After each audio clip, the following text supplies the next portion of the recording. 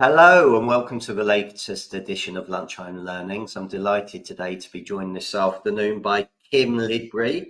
Kim is the Group Director of Property Management for the Leaders Property Group, Leaders Roman Group, and oversees the running of over 60,000 landlords, which is incredible. I don't know how you do it, but we're going to find out. Thanks very much for joining me. Thanks very much for joining me this afternoon, Kim. How did you get into agency in the first place? Because I think you started, from what I read, in 1999. You still look way too young. Stop it. Stop. Well, it was one of those things, really. I didn't really, as many people, I didn't really leave school and college and go, do you know what? I want to be a property manager. That seems to be the place I need to be.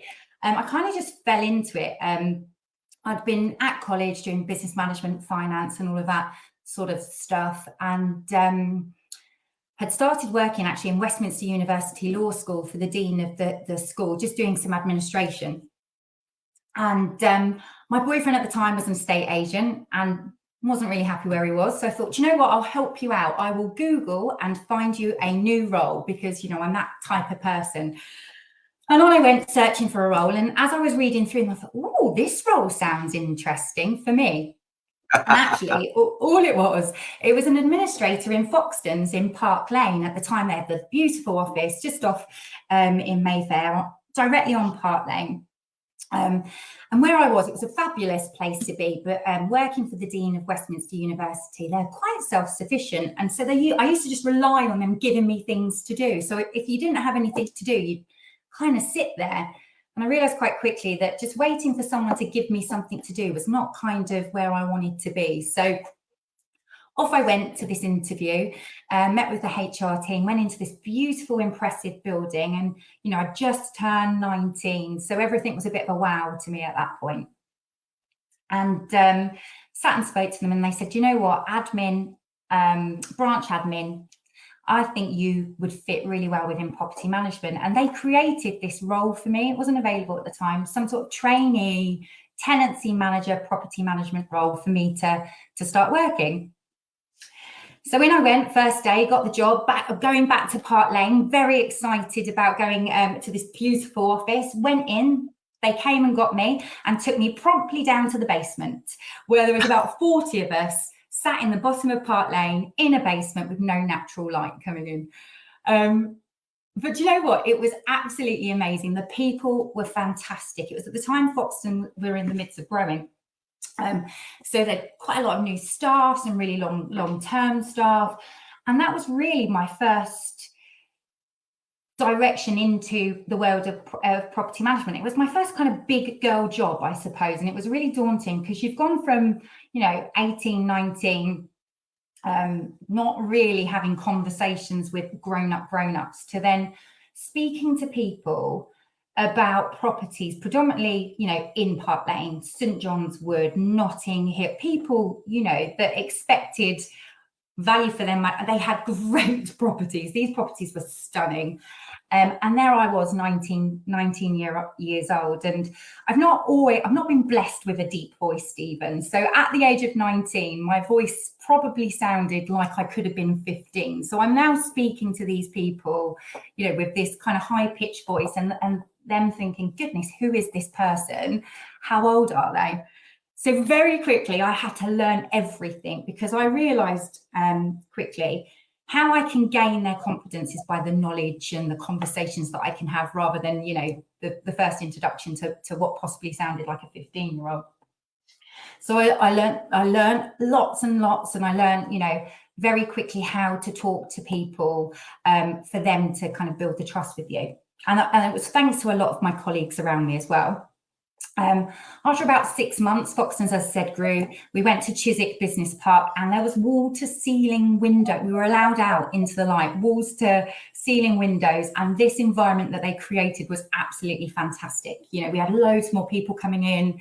We built, probably between us actually as a team, we built a fantastic culture, but not just a culture. I think we built this community, which made you really want to be in those offices. The community wasn't just a I'm coming in and I'm going to go for lunch with everybody. It was right, what are we going to do after work? What are we going to do on a weekend? What are we going to do? You know, let's go on holiday together. And this community really, I think, impacts the customer, because, you know, you're going in positive, you're speaking to your customers positive, you're going out together afterwards. And I think it really built a great community as well as a culture. Anyway, eventually left there, and then along the way ended up in Countrywide, where I was for probably about 14 years afterwards. And Countrywide was a bit of a different model. Obviously, Countrywide to begin with, it wasn't just based in London where you could have one large centre. It was very much across the country. And I went in as a property manager and started working for them. And throughout my career, I kind of did a bit of property management with them. I went into being a lettings negotiator, then got given a branch manager, and then promptly went back to being in property management, because I think you're either one or the other, really. I don't think if you're a property manager, I don't really think, you know, whilst you can transition, your heart has to be in one different place. And I really enjoyed about property management that problem solving piece. And again, you know, I just learned how to speak to people and how to bring them on a journey with me. And I love the solving of the issues, which could be, you know, in property management, you can't please everybody, can you? At some point, if you're dealing with a deposit, someone's not going to be happy somewhere along the line with you, whether it's the tenant because, you know, the landlord wanted some more money, rightfully so. And, you know, we've negotiated with them and they've now begrudgingly paid you money. You're not going to make everybody happy. But the joy that I got out of the role was, look, I've not made everybody happy, but they've gone away and gone, do you know what? You have been brilliant. So thank you so much for your, and that, you know, that communication piece. And that's where, you know, I felt my skills were. And I thank that to kind of my early years with having to speak to various different people at such a young age, actually. It gave me a bit more bravery to have those conversations than possibly I would have. So I went back into property management in Countrywide, and I had the most amazing mentor, a guy called John Hards, who I think is quite well known within the lettings industry. He was my mentor, and he wanted to create the same community and the same culture, really, probably as which I'd experienced within Foxtons, bringing property managers together. Because within property management, it's a bit like the very early days of Foxtons. Property managers were up in the basement or in the back of an office, or, you know, I'd spent my career in many kitchens where you know, that was where my desk was, always at the back somewhere. And actually what we wanted to do as a team is bring the property management team together, give them an environment that they could thrive in, you know, bring them with like-minded people, because branches and property managers, you know, they've got the same goal, but very different ways of getting there, I think. But bringing them all together and then giving us a career progression path. So we started that in Countrywide with the help of, you know, guidance with John. And eventually we built property management teams together. And so I ran, you know, I became a head of centre. Then I looked after a few centres. Then they created the first ever regional a role for me in Countrywide. Then they created a few others in Countrywide for different areas. Then I looked after 2 regions. Then I looked after the whole country, except for London. And then eventually I looked after everywhere, including London. And so the career was one which was very, very well supported by, you know, a very knowledgeable individual who gave me the confidence to keep going and keep going and keep going. And the big bit for me is that we always, and the most important thing for me is we always put the people at the heart of what we did, because if we did that, it meant that the customer would be the one that would also, you know, get the benefit of it. Because if you could give great environments, great career progressions, you held on to fantastic people, the continuity for the customer was there, the great customer service would follow. And I really enjoyed my time with John, you know, working and building that. However, John, things changed, the management in Countrywide changed, and I made the decision, you know, it was time for a change. And I'd been talking to Leaders Raymond's Group, for Michael Cook in particular, for a little while. And then, you know, we made the decision that the next move for me would be Leaders Romans Group. And I've been there now for 6 years and went in as the group director for property management. And again, you know, they had just merged Leaders Romans Group and they'd merged Leaders and Romans, and now we're looking to do pretty much the same as which I've done in Countrywide, which is bringing teams together, creating career progression routes, management structure, all of that exciting stuff. So I got to start the journey again, and you know, put the people at the heart, then automatically puts the customer at the heart, you know, and that's kind of been my journey. But it's a very different world from when I began back in 1999. It's a very different industry. It's a very different sentiment that you've got from customers, and what's it now, over 150 legislations, I think, in the world of lettings. So what a place. What a place. Oh, now I've got loads of questions to ask you. What an incredible journey that you've had. Well Yes. done. You know, from being that very nervous sounding 15-year-old Yes. to where you are today. So well done. That's absolutely incredible. So you talked about, and if we go back, about building confidence, and building confidence went from your knowledge. Or becoming more knowledgeable. And I know the best people out there, whether it's a property manager, a letting negotiator, whoever it is, they outlearn and they out-knowledge everybody. So what tips can you give to people that are watching this, maybe experienced, maybe just starting off, coming out of university, graduating from Westminster University, having to work from a dean, and how do they learn and pick up that knowledge? Where does that come from? I think, you know, there's two areas, aren't there? When you go into a company, they have their own ways of helping you with your knowledge piece, but a big bit about it is having the ability to self-learn and the want to self-learn. So you've got, you know, when you're sat in great environments, you can listen to great people. If you're paired up with great people, I think that's a big bit. That was a big bit of my knowledge base as well, actually, is that you could sit with people that really knew what they were talking about and listen to them. And I think sometimes you learn your best when you're sat next to somebody and going, oh, that's how you would say it. Oh, I didn't think of it. Or even, oh, I wouldn't have said it that way. How would I have said it? And, you know, you can learn from the good and the bad, can't you? So that's one bit, is listening, hearing, and kind of mimicking to some extent. The other bit is having the discipline to self-learn as well. And you know, I know so many people that are so good at continuous education of themselves, whether it's reading, listening to there are hundreds of webinars, YouTubes, podcasts. You've got all of this available to you, which wasn't available to me back in the day, but you know, lots of books and lots of understanding and reading, and you know, Arla and all of that sort of good stuff came into it. And we had a fabulous training team throughout my career, in fairness. But self-learning and having that and putting your hand up and saying, I want to know this, I want to go on this course, I'd love to go to this conference.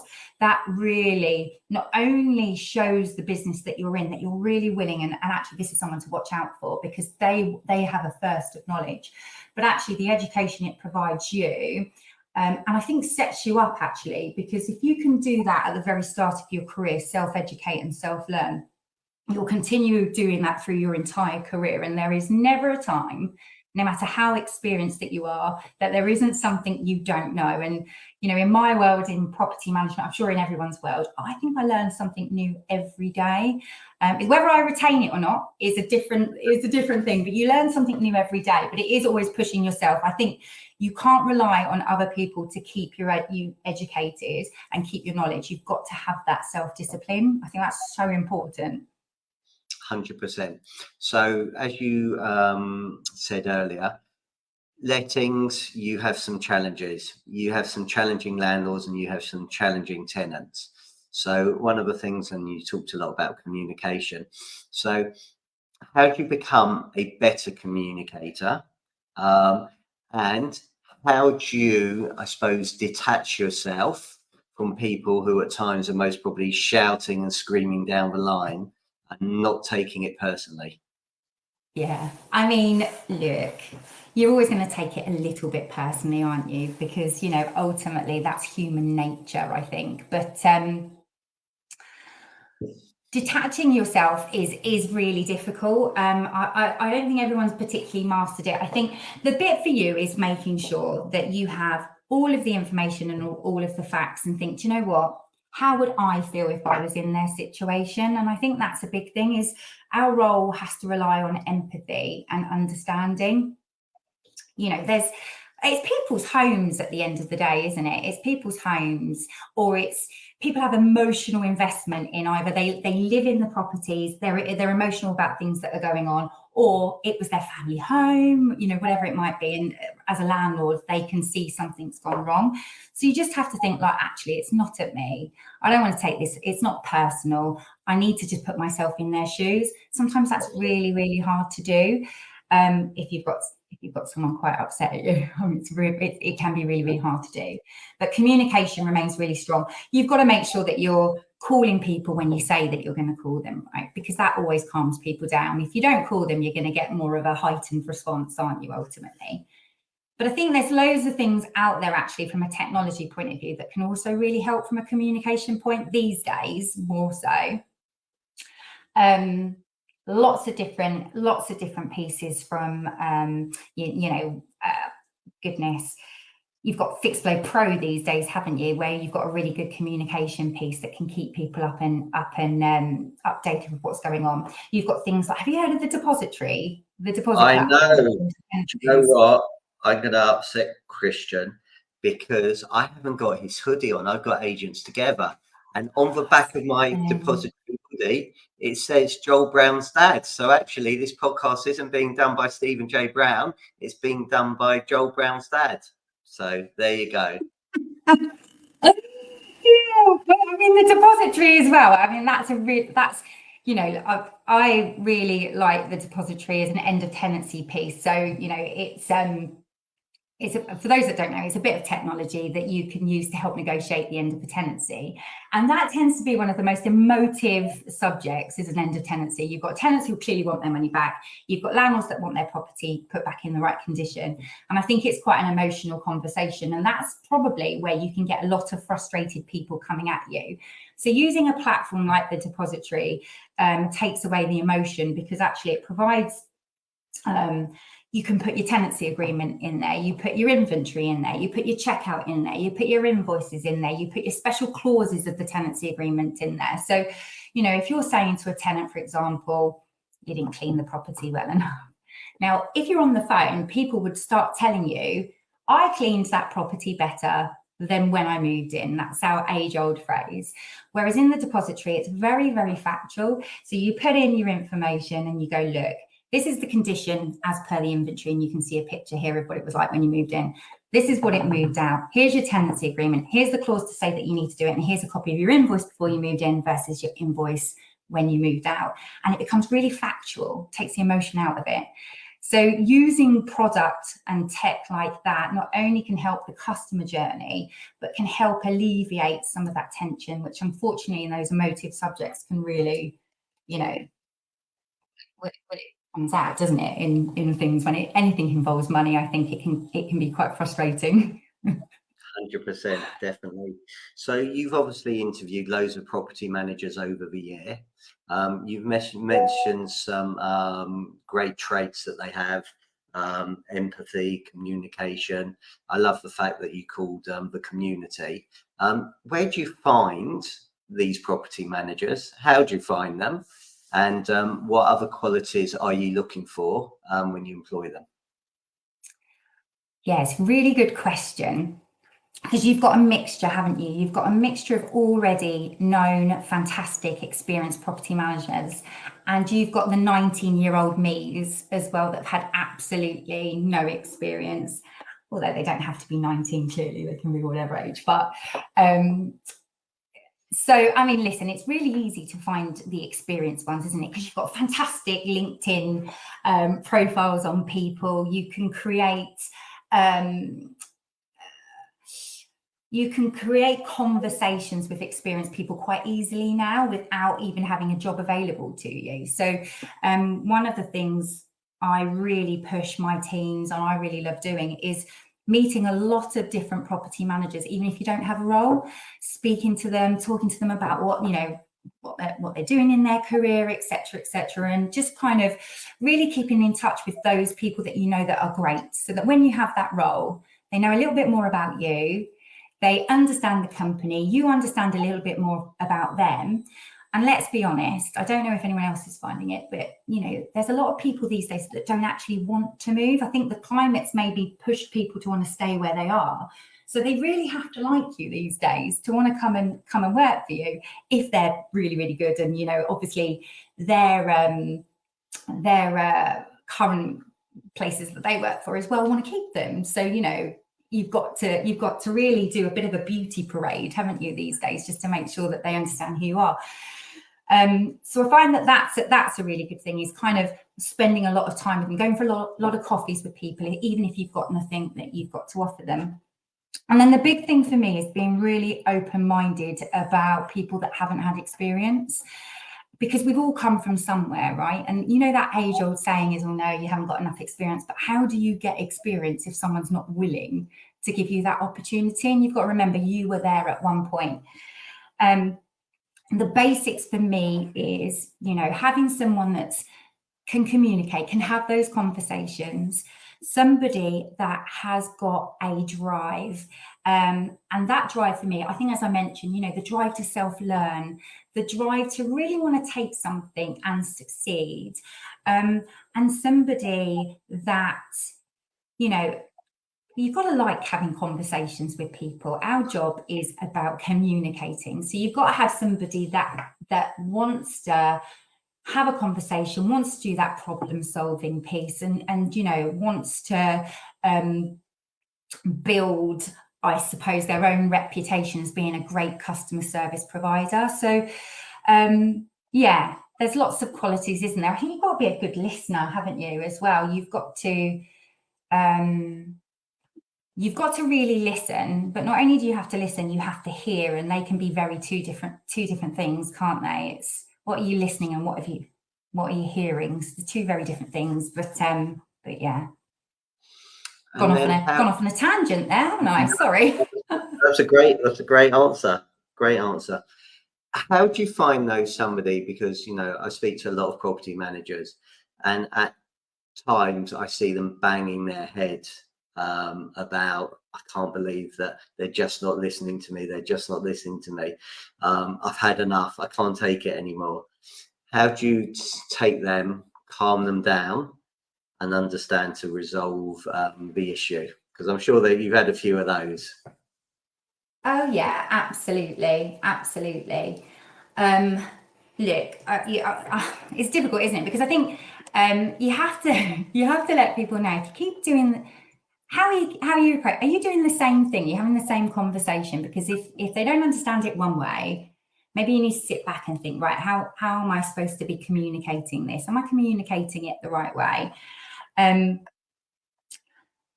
you know, this is going to sound a bit yoga pants type thing, but one of the big things is breath work, right? It sounds very new age, but breathing through situations is the best thing, in my opinion. Is okay, you're feeling a little bit frustrated by a situation. You think, actually I'm getting annoyed by it.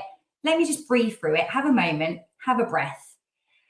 That really kind of clears your mind for a minute, because I think when you're frustrated by a situation, you automatically go into this fight or flight mode, don't you? Either it's their fault, or I can't do it. One way or another, you're either fighting it or you're trying to run away from it. And actually breathing kind of clears that piece. And then once you've had that moment, you've calmed yourself down, you've got out of this flight or fight mode, then is the time just to sit there and go, right, look, let's pull this apart. How have we just spoken? What is it that we need to communicate? What bit isn't it that we're understanding? How can we say this in a different way? What can we bring into it? Do we need to bring, if it's a customer that just doesn't understand what we're trying to get across, is there a legislation that we can say, look, unfortunately, this is your obligation. Landlord and Tenant Act says you need to do this. You kind of need to do it. Is there a way that we can phrase it a little bit differently? So yeah, it's for me, breathe. Let's reconfigure. Let's look at what we can pull into this conversation. Let's go again. But if you keep doing the same thing, you're just going to keep getting the same result. 100%. And actually, I've just started yoga, and I've just started to learn how to breathe through my nose and breathe out through my nose. And it's amazing how much more I can stretch now that I didn't even know that I could do. There you go. There you go. Honestly, I think every time I talk about breathing, people look at me in such a weird way. But, you know, it's a big thing these days, breath work. Really big, interestingly. And I understand it a lot more. I didn't before, but it's amazing, you know, how far I can stretch up now just by breathing and breathing and breathing and breathing. When I remember how to breathe, that is. Because I don't think I take many breaths whilst I'm doing it, but that's another story. So coming back to the podcast, people watching this want to grow and maintain their landlords, obviously, with all the legislation and the renters reform bill. A lot of landlords are potentially selling at the moment. How can you maintain and grow your letting book? Obviously, I appreciate Leaders Roman do it by a lot of acquisition. But is there anything else people that can be doing rather than acquiring landlords? Yeah, absolutely. I mean, there are hundreds and hundreds upon hundreds, thousands of landlords out there that actually don't use an agent. And I think actually probably with things like the Renters Reform Bill, things like that actually show the value, I believe, of why you need an agent. And as I mentioned earlier, you know, over 150 pieces of legislation, that's a lot for somebody that doesn't, you know, have an agent to remember and you know what to do. So I think even more so, it's important that you have an agent, along with licensing areas that are coming, you know, all of these new things that the government are putting in to regulate and make it even harder and harder for landlords to self-manage. So I think you just need to make sure that you are communicating really, really clearly what the benefits of an agent are. And I know they're really basic things, aren't they, really? Communicate what the benefits are, communicate why you particularly do it well. There's lots of ways now you can reach landlords. Again, social media, I know people talk about that a lot. There's lots of different ways to show that you're an expert in the industry, whether it's via social media, whether it's via publications that you're doing. Why are you the best at what you do? And why, if you were particularly self-managing, why would it be better to come and work with an agent? And actually, why are you better than Joe Blogs down the road? Now, we can do all of that great stuff and we can tell them why you need an agent, but you also need brilliant people within your business to then maintain, don't you? So you can attract, you can spend hundreds of pounds on marketing, you can get all of these landlords in, and then you can lose them quite quickly if you're not providing that service and you don't have the right people in the right roles, which is why we always say, focus on your people. They can then focus on your customer. And then actually that's a win-win within business, right? Because continuity of individuals, career progression, you know, all of that good stuff means you can retain your customers. So, you know, you need to always put a really big focus on the service that you're providing, and then how you can create the culture for your teams to make sure you hold on to your teams to provide that service. And, you know, that will come out in things like your Google reviews, which we know these days, a bit like TripAdvisor, isn't it? Everybody's very much kind of, what's the opinion on this particular place? Should I go there? Should I do this? So, you know, providing that good service, get those Google reviews, keep those great people. I mean, you know, in all honesty, it's probably not changed in the years, you know, except it is even more obvious if someone is good or bad because it's all over the internet these days. So I think, you know, you've got to be even better than you were 20 years ago, because, you know, you'll get found out very quickly if you're not. Okay, so I'm conscious of time, so a couple more questions. Who inspires Kim? Ooh, who inspires me? Do you know what? There's a lot of people that inspire me. I think I mentioned my mentor, actually, John Hards, back in the day. He has always been inspirational for me. He's worked in the industry and still works in a capacity in the industry today. His passion had always inspired me. His hard work, his work ethic, how he created a family. So he had a great team, massive, and, you know, a big old team back in the days of Countrywide. How we all it was how he made us feel that made us loyal to him. You know, he was a brilliant manager that wanted to educate and develop you. And that really inspired me from a management perspective, you know, on how I wanted to be as a manager. So in the industry, he was absolutely a big part of, you know, how I was, how I am today. And actually, later on in my career, coming to work for Mike Cook, you know, he's just recently become CEO of the Leaders Romans Group. You know, he's just turned 40. A phenomenal individual, amazing business mind, amazing passion. Again, entirely about the customer. You know, I've got some really amazing role models. I still have, you know, and I could keep going on more. Alison Thompson. There's so many people that inspire me. You know, it's a great industry to work in. I'm very lucky to have worked with and continue to work with fabulous people. Brilliant. So you talked then, final question, you talked about the importance of having a mentor, John and Michael and Alison. So for people that are watching, listening, you know, why do you think it's important to surround yourself with these sort of people, but have a mentor? And obviously we've got Agents Together, which brings a lot of people together in order to help. But what do you think the importance is of having a mentor, please? I think a mentor, you know, a mentor can really just give you, if you trust in somebody and you trust, you know, and you can see their career progression and you understand how they get there, I think it really can give you some kind of clarity to what you want to do, how you want to get there, if you can see how other people have done it. You know, I think sometimes in your world, can't you, like anyone, you can become institutionalized, you can become very focused on just you.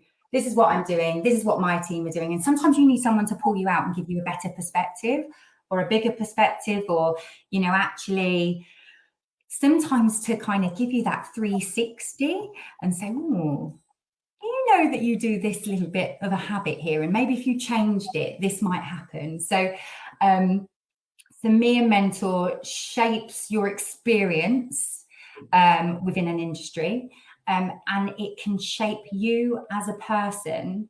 And that, I think, is absolutely a fantastic thing. As I say, I was very lucky. They helped shape my career, my understanding.